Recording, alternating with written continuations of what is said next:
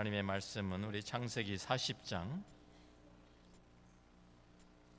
1절부터 8절까지의 말씀입니다.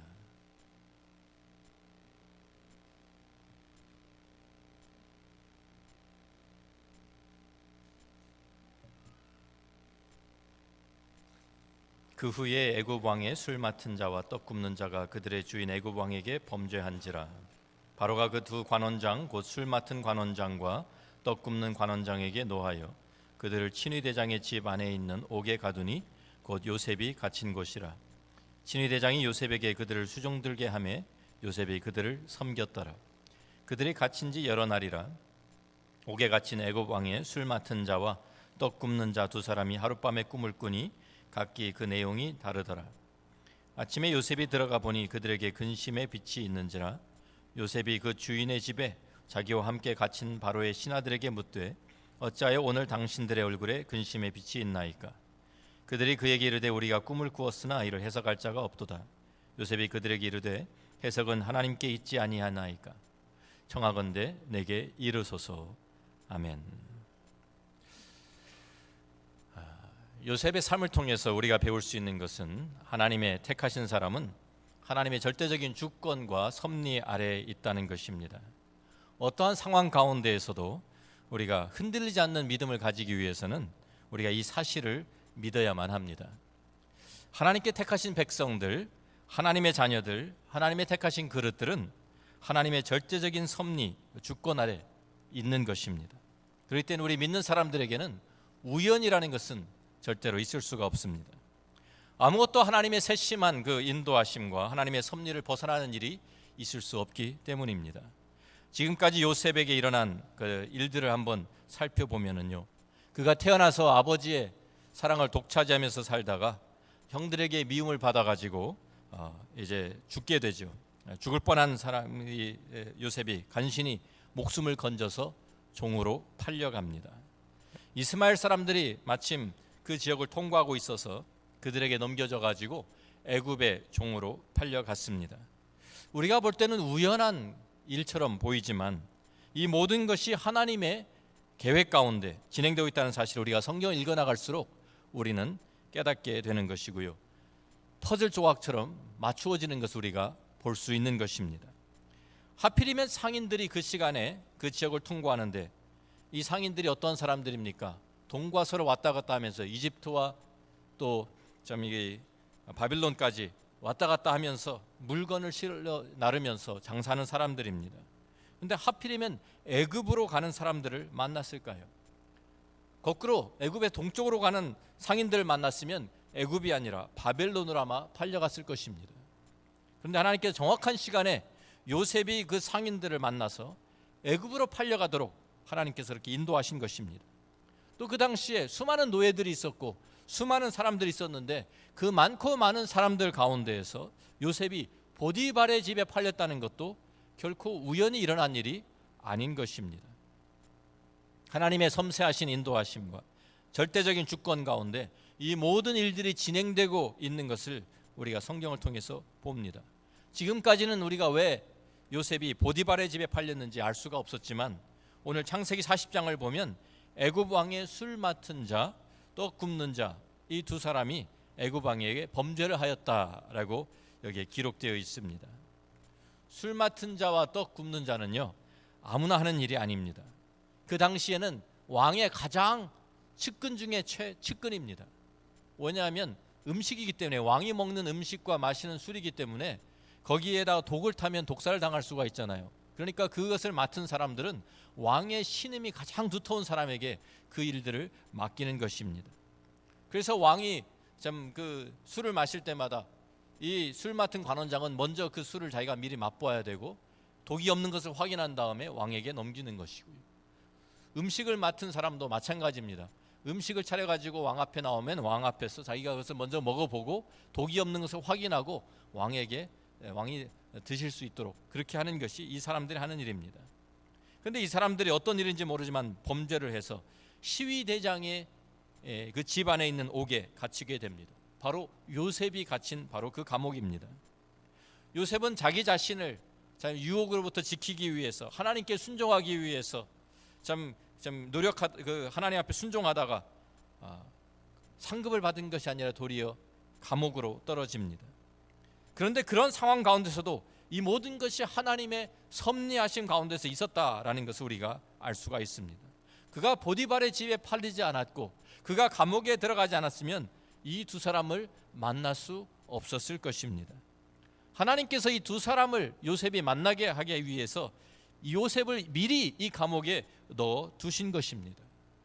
이러한 하나님의 계획을 알지 못했기 때문에 요셉은 고통 가운데 아마 많은 질문이 있었을 거예요. 하나님, 왜 저를 이 종으로 팔리게 하시고 왜 여기에 보디발의 집에서도 또 감옥에 들어가게 하십니까?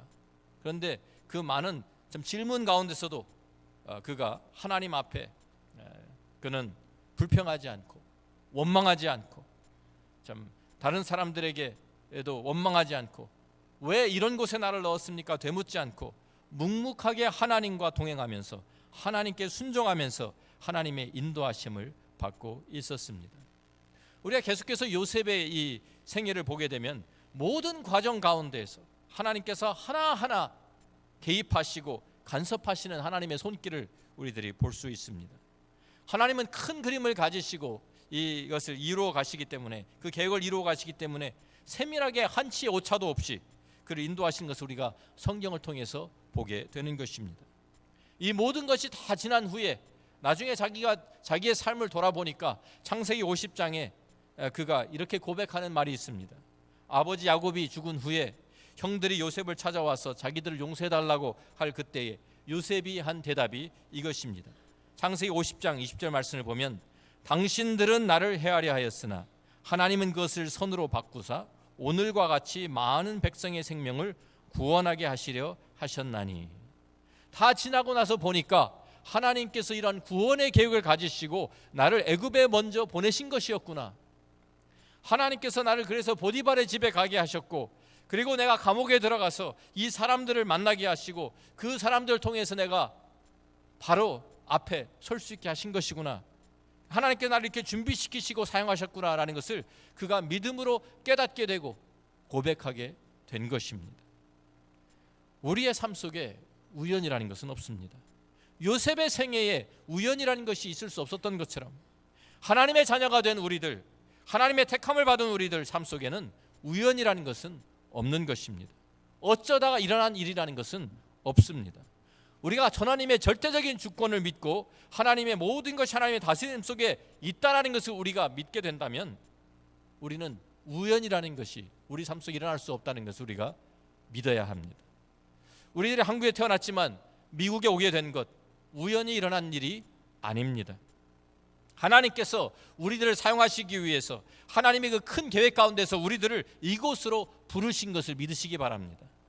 여러분들이 학교를 다니면서 여기저기 입학원서를 미국에 유학 오기 위해서 다 원서를 냈는데 받아주는데 좋은 대학은 받아주는데 하나도 없고 ASU만 됐어요.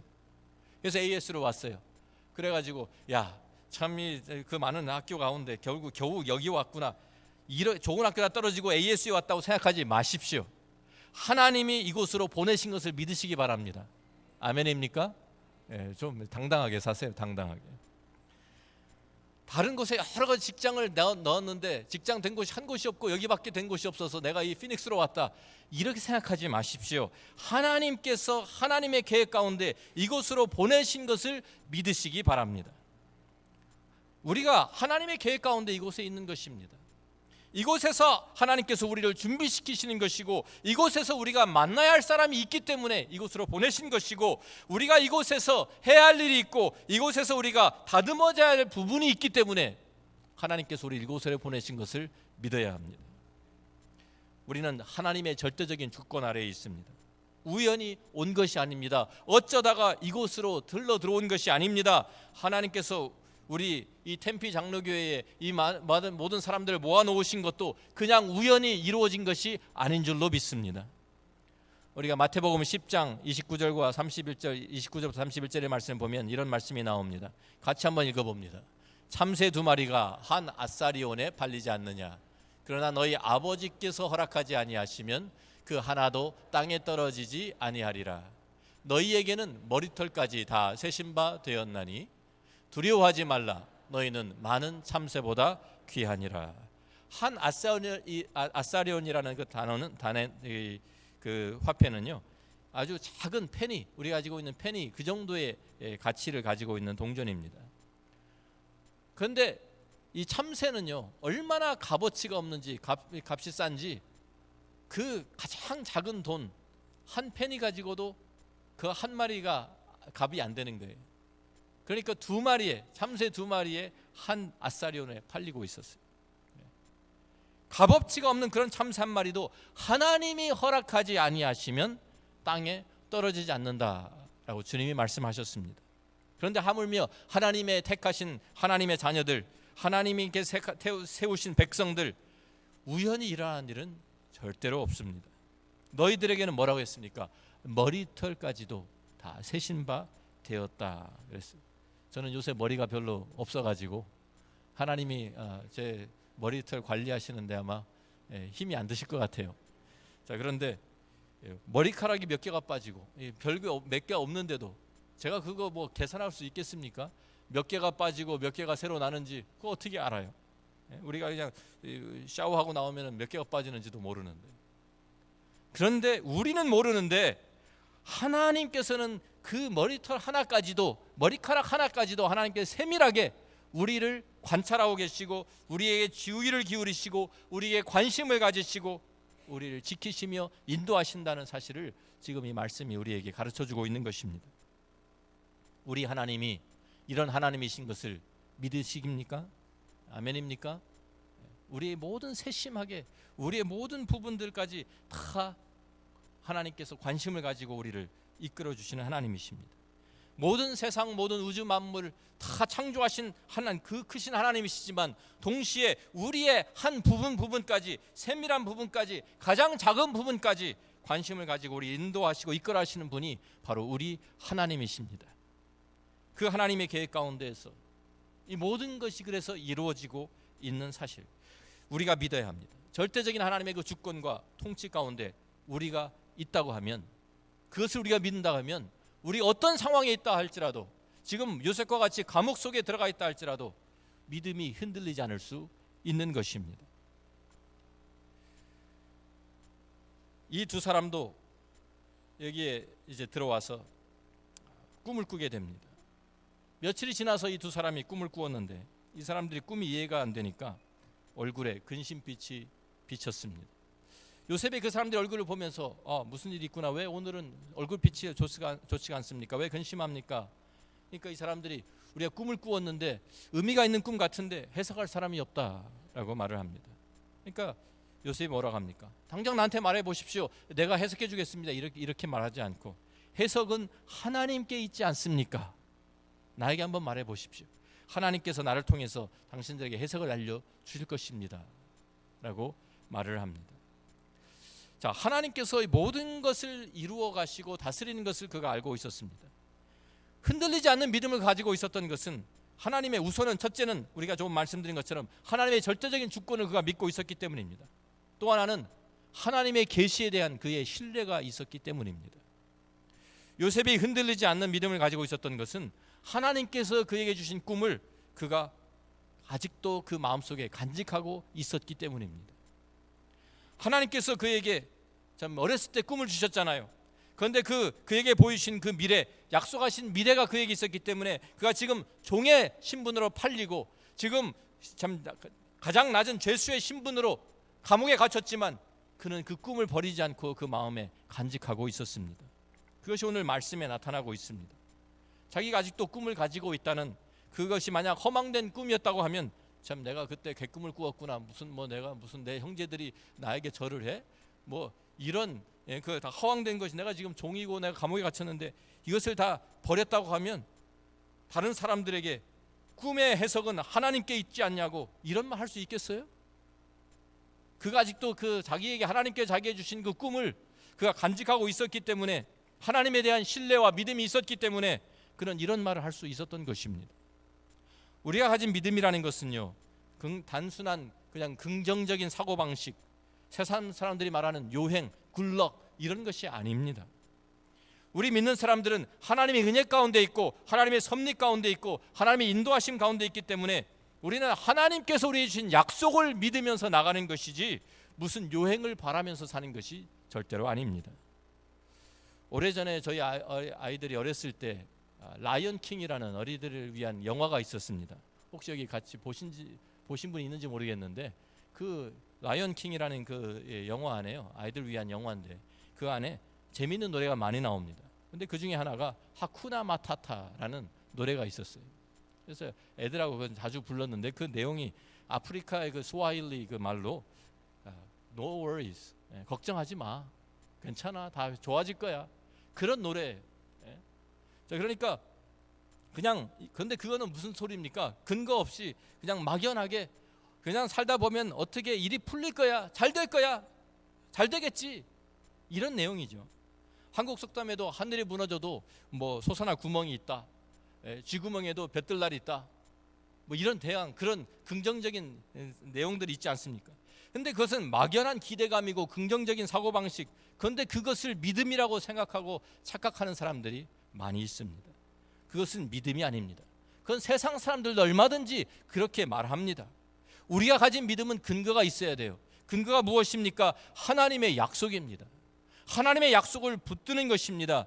하나님께서 우리에게 보여주신 계시의 말씀입니다. 이것을 떠나서는 믿음이 있을 수가 없어요. 하나님께서 요셉에 보이실 때는 성경이 없었잖아요. 그 기록되기 전이니까. 하나님께서 그래서 그에게 꿈으로 계시를 보여주신 거예요. 하나님께서 미래를 보여주신 것입니다. 그래서 하나님께서 그에게 약속을 주셨어요. 내가 미래에 너를 이렇게 사용하겠다. 그 약속이 이 요셉에게 주어진 것입니다. 우리에게도 하나님께서 약속을 주시는데 이제는 말씀을 통해서 주십니다. 기록된 말씀, 그 약속을 믿고 신뢰하고 약속하신 분을 의지하고 따라가는 것이 성경에서 말하는 믿음이지, 그냥 막연히 살다 보면 무슨 수가 생기겠지, 일이 풀려지겠지, 이런 것이 아닙니다. 그것은 절대로 믿음이 아닙니다. 히브리서 11장 1절부터 3절에 있는 말씀, 우리가 잘 아는 내용입니다. 한번 같이 읽어봅니다. 믿음은 바라는 것들의 실상이요 보이지 않는 것들의 증거니 선진들이 이로써 증거를 얻었느니라. 믿음으로 모든 세계가 하나님의 말씀으로 지어진 줄 우리가 아나니 보이는 것은 나타난 것으로 말미암아 된 것이 아니니라. 자, 이 말씀에 보면 아직 이루어지지 않은 것들을 볼 수 있게 하는 것이 바로 믿음입니다. 보이지 않는 것들, 영원한 것을 보게 하는 것이 바로 믿음입니다. 왜 그렇습니까? 하나님께서 말씀으로 이것을 우리에게 약속하셨기 때문에 그것을 믿는 거예요.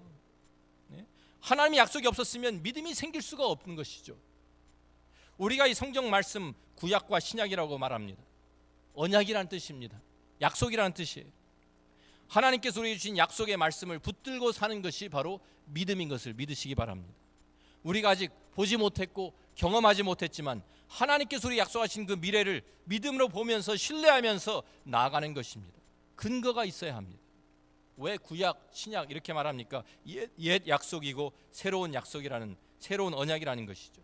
구약은 아직도 약속은 주어졌지만 그 약속에 대한 증거가 주어지지 않았기 때문에 구약이라고 하는 것입니다. 구약의 아브라함 같은 사람, 아주 믿음이 대단한 사람입니다. 75세에 하나님의 음성을 들었습니다. 하나님의 약속을 받았습니다.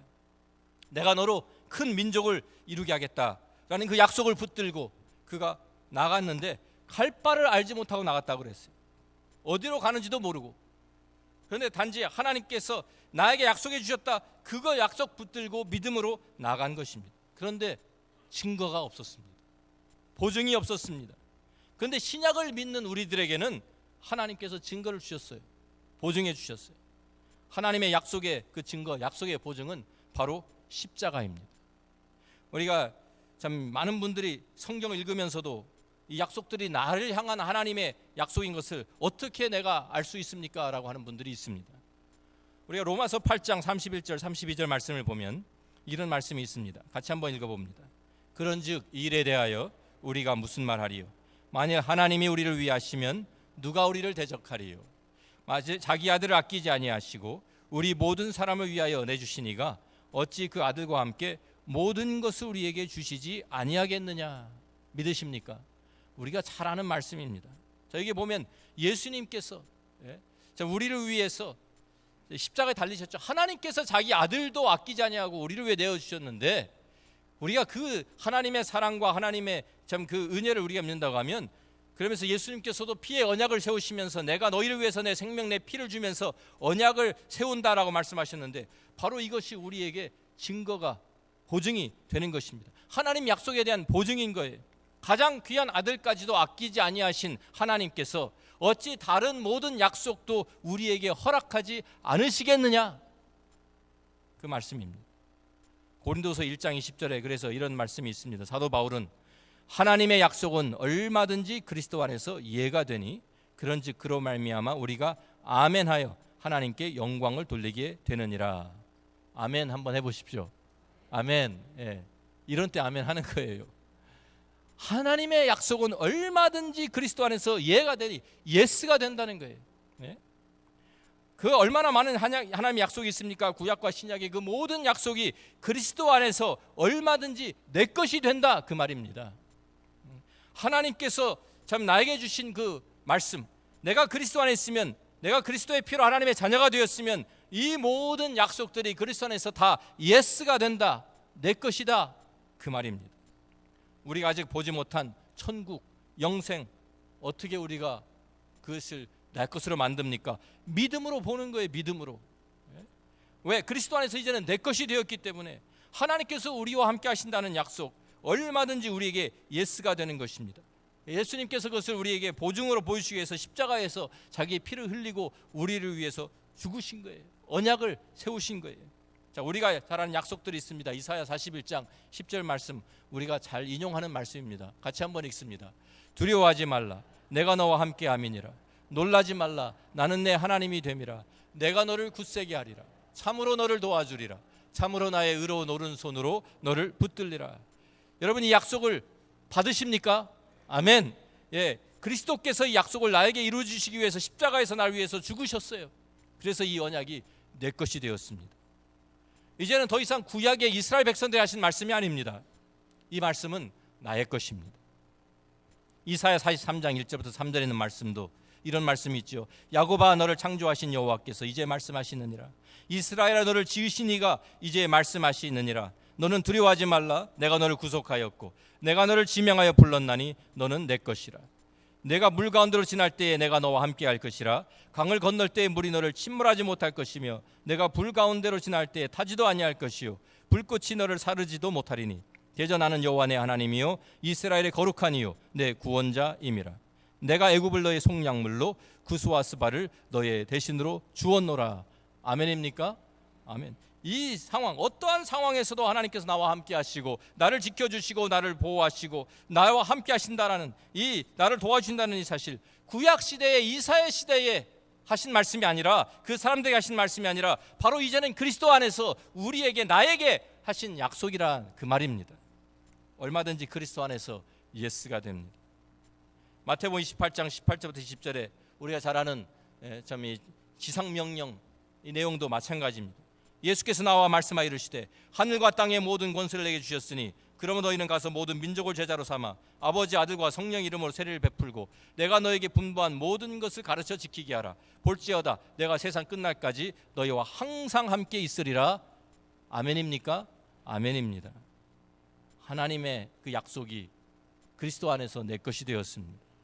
우리가 믿는 믿음은, 우리의 믿음은 이러한 하나님의 약속, 계시에 대한 반응이고 신뢰이지 그냥 막연하게 죽으면 천국에 가겠지, 그게 아닙니다. 하나님이 천국을 약속하셨으니까, 성경에서 하나님의 말씀에 하나님이 약속하셨기 때문에 내가 천국을 믿을 수 있는 거예요. 영생이 있겠지, 그것이 아닙니다. 하나님께서 우리에게 말씀을 통해서 약속을 해주셨으니까, 영생을 약속하셨으니까 우리가 영생을 믿을 수 있는 거예요.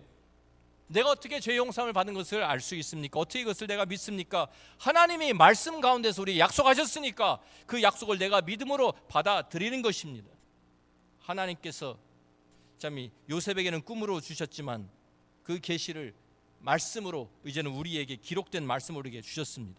이 약속을 붙들고 비전을 가지고 사는 사람은 어떠한 상황 가운데서도, 어떠한 고난과 역경 가운데서도 우리는 믿음으로 승리할 수 있습니다. 우리에게 우리의 미래를 약속하신 분이 계시기 때문인 것입니다. 오늘 또 창세기의 말씀을 보면 이 꿈이 반복되고 있는 것을 우리가 볼 수 있습니다. 요셉에게도 2번의 꿈을 주셨고요. 창세기 40장에도 다른 2사람에게 2개의 꿈을 주셨습니다. 그리고 바로가 이제 앞으로 41장에 나오는 바로의 또 역시 2번의 꿈을 꿉니다. 2번의 꿈이 3번 반복되고 있습니다. 이 과정을 통해서 꿈이라는 것은 미래에 관한 것이다.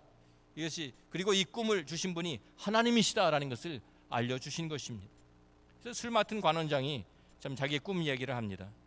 그래서 내가 꿈에 보니까 포도나무가 있는데 포도나무에 3가지가 있고 싹이 나고 꽃이 피고 포도송이가 익어서 내가 바로의 잔에다가 그 포도즙을 짜서 그 잔을 바로의 손에 드렸다. 그러니까 요셉이 그것을 해석해 줍니다. 사흘 후에 이제 당신이 다시 바로 앞에 서게 되고 바로가 당신의 이 직분을 회복하게 할 것입니다. 그래서 이전과 같이 바로의 손에 그 잔을 드리게 될 것입니다. 그러면서 부탁을 합니다. 당신이 잘 되시면 나를 기억해 주십시오. 내가 여기 억울하게 갇혀 있습니다. 나를 좀 풀어 주십시오. 라고 사정을 합니다.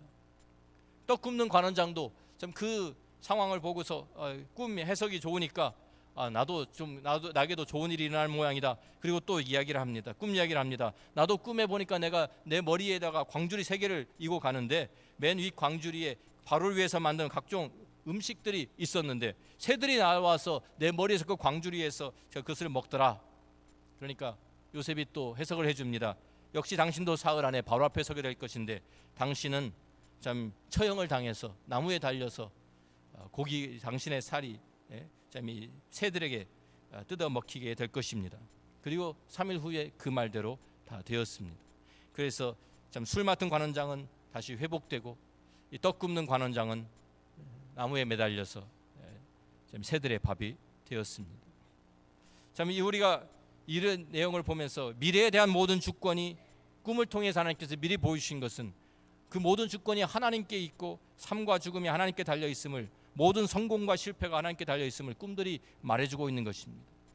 요셉이 참 이 술 맡은 관원장에 간절히 부탁을 했지만, 그래서 요셉이 이 사람을 통해서 하나님께 나를 여기서 이끌어내실 모양이다, 그렇게 좀 기대하고 있었는데 하나님은 다른 계획을 가지고 계셨습니다. 우리가 3번째로 이해해야 될 것이 무엇이냐면 하나님의 방법과 하나님의 때가 항상 최선이다 라는 것을 우리가 인정해야 합니다. 우리가 참 계획하는 타이밍이 있고 스케줄이 있습니다. 그런데 하나님은 항상 그것 위에 역사하시고 참 그 하나님의 때가 있는 것입니다. 그래서 23절에 보면 술 맡은 관원장이 요셉을 기억하지 못하고 그를 잊었더라. 잊어버렸어요. 그 술 맡은 관원장은 꿈 이야기부터 요셉도 다 잊어버리고 자기 일을 하고 있었어요. 왜 그랬습니까? 하나님의 타이밍이 아니었기 때문입니다. 하나님께서 이미 일을 시작하셨습니다. 하나님께 2사람을 요셉이 갇혔던 그 옥에 보내신 것은 이미 하나님께서 계획을 가지고 진행하고 계시다는 증거입니다. 그런데 하나님의 방법뿐만 아니라 하나님의 때가 최선인 것을 우리는 인정해야 합니다.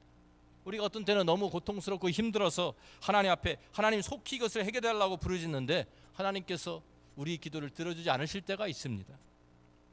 그럴 때는 이유가 있는 거예요. 요셉도 어떻게 보면 2년 동안 더 감옥에 갇혀 있었어요.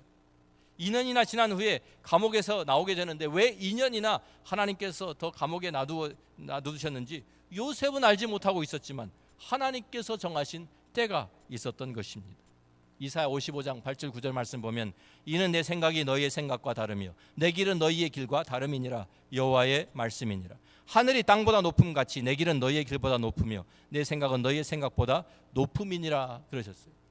하나님께서는 우리가 생각한 것 이상으로, 우리가 상상한 것 이상으로 역사하시고 응답하시는 것을 믿으시기 바랍니다. 하나님께서 건망증이 생기셔가지고 저 사람 축복해 줘야 되는데 내가 잊어버렸다, 그런 법은 없습니다. 저 사람 내가 구원해 주었어야 했는데 내가 잊어버리고 있었네 하시는 것이 아닙니다. 하나님의 계획과 하나님의 역사하심은 1분 1초에 참 시행착오 없이 진행되고 있는 것입니다. 모든 것이 하나님의 주권 아래에 있고 하나님께 세밀하게 인도하고 계시는데 가장 확실한 방법으로 가장 정확한 타이밍에 우리를 이끌어 주시는 것을 믿으시기 바랍니다. 우리의 상황이 어렵고 힘들고 고통스럽다 할지라도 이 가운데서 하나님께서 참 나에게 원하시는 것이 있고 하나님의 뜻이 있고 이 가운데서 내가 빚어져야 될 부분이 있는 것을 우리는 인정해야 합니다. 로마서 8장 28절 29절 우리가 잘 아는 말씀인데 같이 한번 읽어봅니다. 우리가 알거니와 하나님을 사랑하는 자 곧 그의 뜻대로 부르심을 입은 자들에게는 모든 것이 합력하여 선을 이루느니라. 하나님이 미리 아신 자들로 또한 그 아들의 형상을 본받게 하기 위하여 미리 정하셨으니 이는 그로 많은 형제 중에서 맏아들이 되게 하려 하심이니라. 우리 항상 28절과 29절을 같이 보셔야 합니다.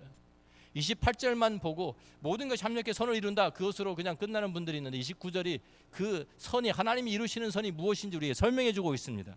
그것이 무엇이냐면 아들의 형상을 본받게 하시는 것이에요. 그래서 참 우리가 어떤 때는 하나님께서 우리 안에 하나님의 그리스도의 형상이 이루어지게 하시기 위해서 시간을 가지고 우리들을 성숙하게 만드시고 숙성시키는 그런 때가 있는 것입니다.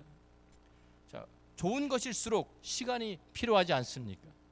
우리가 비싼 와인, 포도를 막 따가지고 그것을 밟아서 짜내서 참 그것 그냥 잔에 담으면 술이 됩니까? 아닙니다. 고급 와인은 오랫동안 참 이 지하에서 알맞은 온도에서 숙성이 되어야 아주 값비싼 와인이 될 수가 있습니다. 바이올린, 첼로 이런 명기를 만드는 이탈리아의 스트라디바리우스라는 그 가문이 있었는데요. 이 사람들이 만든 명기는요 정말 엄청나게 값도 많이 나가고 정말 소리가 좋습니다. 그런데 이 사람들이 아무런 나무나 사용한 것이 아닙니다.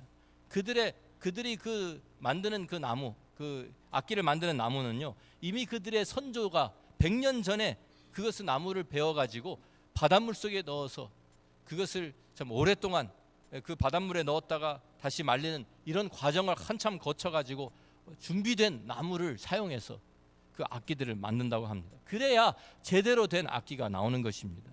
명기라는 것은 참 그런 오랜 시간 숙성이 필요한 것입니다. 우리 사람들의 성품도 하나님께서 우리를 다듬어 가시는데 시간을 참 하나님께서 우리에게 시간을 들이실 때가 있습니다. 요셉에게 17살 때 꿈을 주셨지만 그를 사용하실 때는 30세 한참 시간 동안 오랜 시간 동안 훈련시키고 성숙하게 하시고 하나님의 사람으로 빚어 가셨습니다.